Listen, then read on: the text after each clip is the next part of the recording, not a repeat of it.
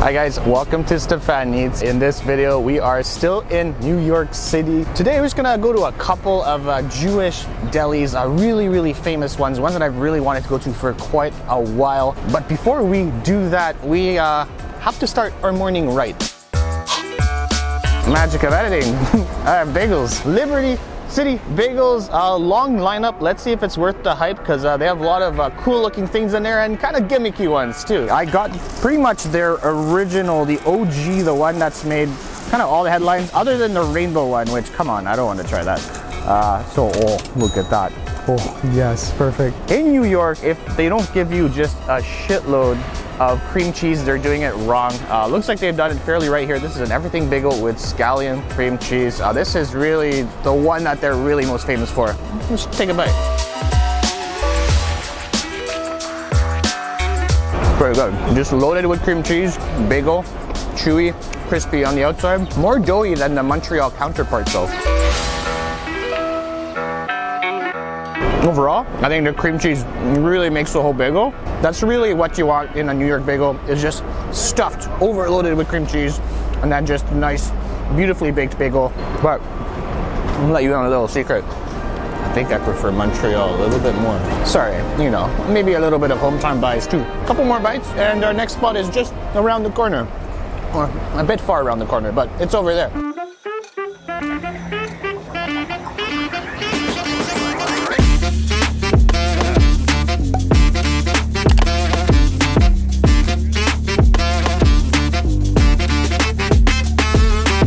Our first official sit-down spot today, SARGE'S Delicatessen, open since 1964, right behind me. Really what we're here for is a humongous ass sandwich. They have pastrami, they have, what is it, corned beef. They have the works. Let's walk in, giant sandwiches, might get a matzo ball soup. Let's go in.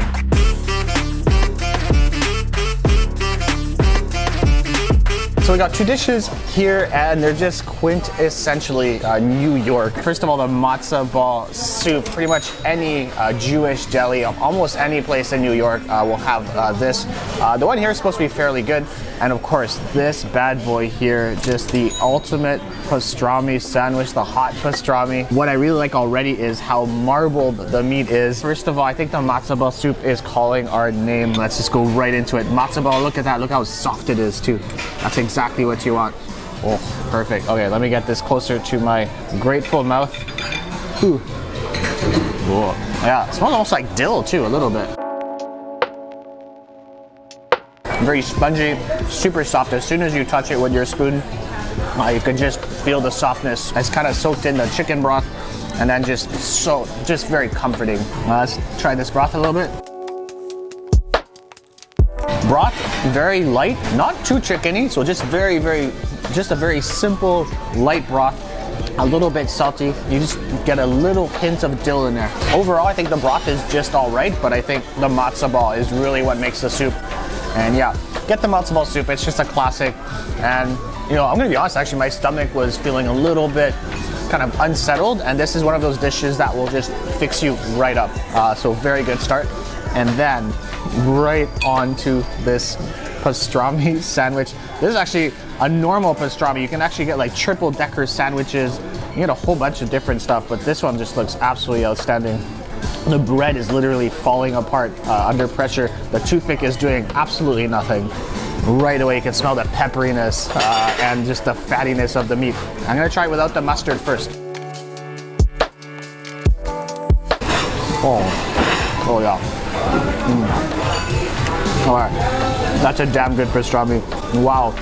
What I really like too is just the combination of the leaner and the fatty bits, and then overall it just gives you a juicy bite. Wow, almost fatty but in a good way. And then what you really have to do is get some of this mustard on there.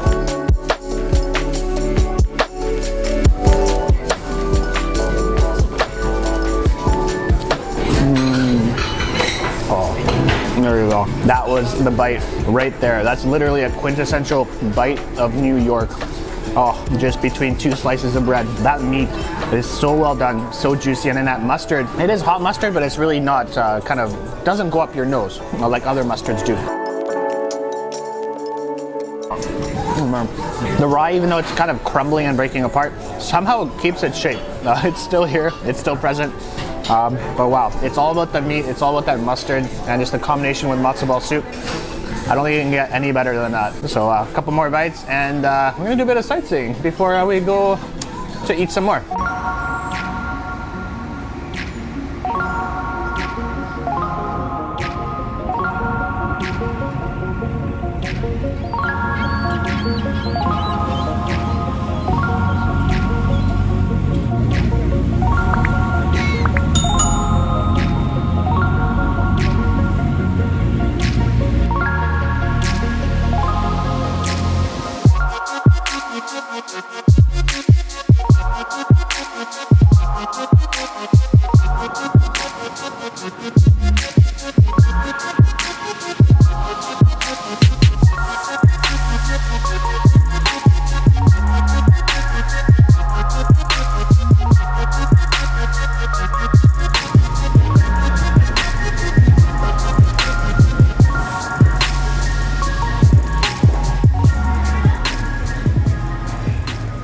Welcome to dinner number one, MIZNON Chelsea Market. If you've seen the Food Network, you know this was a thing for a while. This was considered the best burger, one of the best burgers in all of New York City. That might have changed over time. I think there are many other locations that have opened up with really, really good burgers. We had one a couple days ago. But this one has just been on my mind for a very long time, and this is pretty much a burger in a pita. MIZNON is an Israeli kind of concept, and the Chelsea Market, if you haven't been to, is really cool. I thought originally it was very expensive. Now it's pretty much on par with almost any other New York restaurant. So let's get into the food. And what's really cool about this is you're gonna have your burger patty enveloped in cheese and then in a pita. And it looks absolutely ridiculous. Inside, you're gonna have your pickles, your onions, and then what's really cool too is just this massive pepper on this side. Look at that. That's 100% gonna go right into the burger. Oh, okay. You know what? Let's do it right now. Screw it. Let's put it right in there. Oh, perfect. And you know, I'm gonna let me break the burger. Let me put this right in there. Oh. Ooh. Okay, maybe I'm gonna chase this with this first of all. Okay, let's take a bite. Oh, wow, that was a pro move. Oh wow, the chili, fairly spicy, but actually, you know what? It's a spice that kind of hits you in the beginning and then fades away in the background. But then that patty is so charred, just like a smash burger, and then that cheese is ridiculous. That cheese is just like kind of like a birria cheese crust.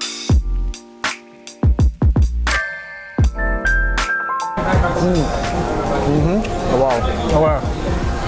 I think they've stuffed cheese inside the patty because look at that. Look at that cheese that's just gooing out right there.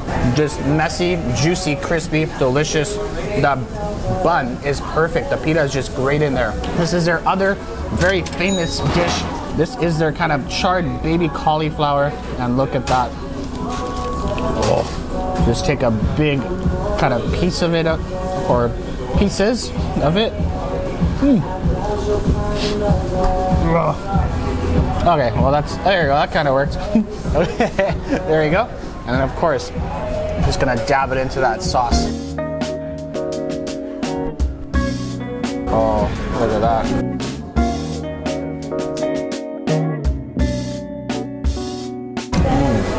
Oh wow, that is an absolutely perfect cauliflower. And then that sauce, I think it's just basic tahini, but just such a cool combination. That char on the top is what makes that whole thing so simple, so delicious. I know cauliflower is a little bit more hyped up now because people are making it in different ways, but this one's a must try. That one is outstanding. Wow, that's really good. Okay, dinner number two, coming up now.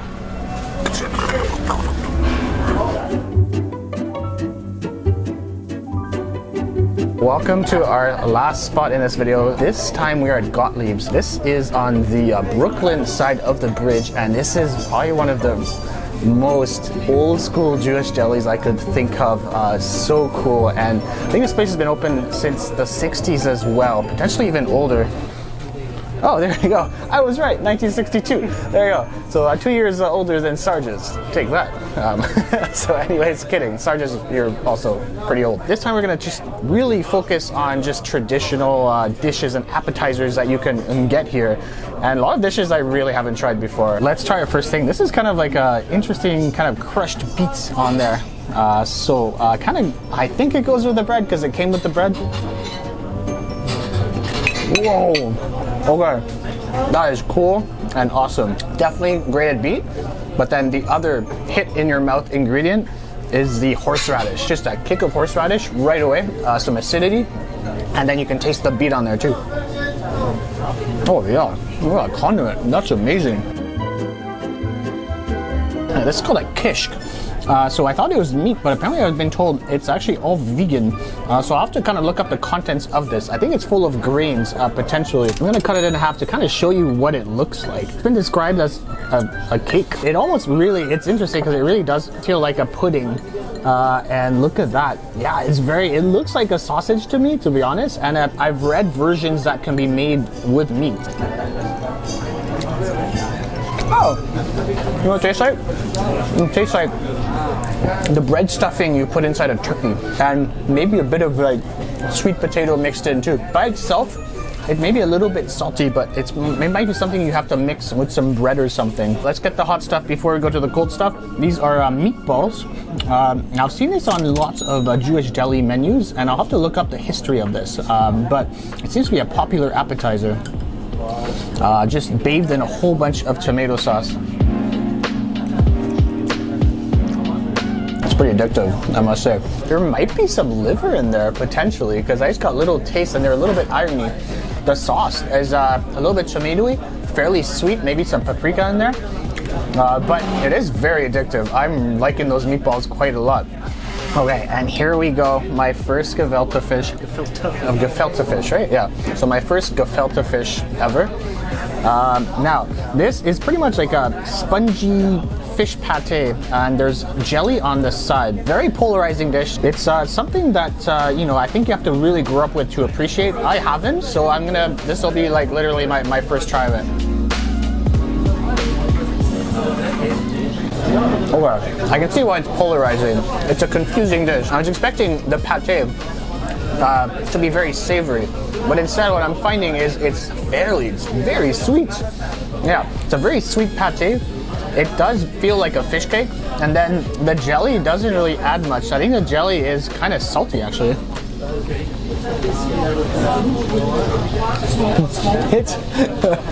I'm gonna be honest, it's not my favorite because the sweetness really catches me off guard, and I think that's the thing. I kind of wish it was more like fishy or a little bit more salty, but I can see maybe with some bread it's something that might go really well. I think it needs to be cut with some kind of like something acidic, potentially. There you go. Potentially not, probably not what I'm supposed to do at all, but I will do it because I think it'll taste good. I think it's better. Anyways, that will be it. Thank you so much for joining us. Just a really cool video today, really exploring food that you really can't find where I live. Vancouver, BC, kind of lacking in a lot of the food that we tried today. So it was really cool to try just a whole bunch of traditional New York Jewish deli food, and I thought it was really just such an experience for me, and all I want to do is learn more about it. Next video after, starting to rain. Oh look, okay, let's finish quickly. If you do like our videos, don't forget to hit the subscribe button, hit the like button, hit the bell icon so you can notify you future videos, and of course hit us up in those comments. Let us know if there are other cool Jewish delis we should try. Now that we are under shelter, I can now say ciao for now. And nope, it's gonna stay right here. You can stop filming now. I said stop filming.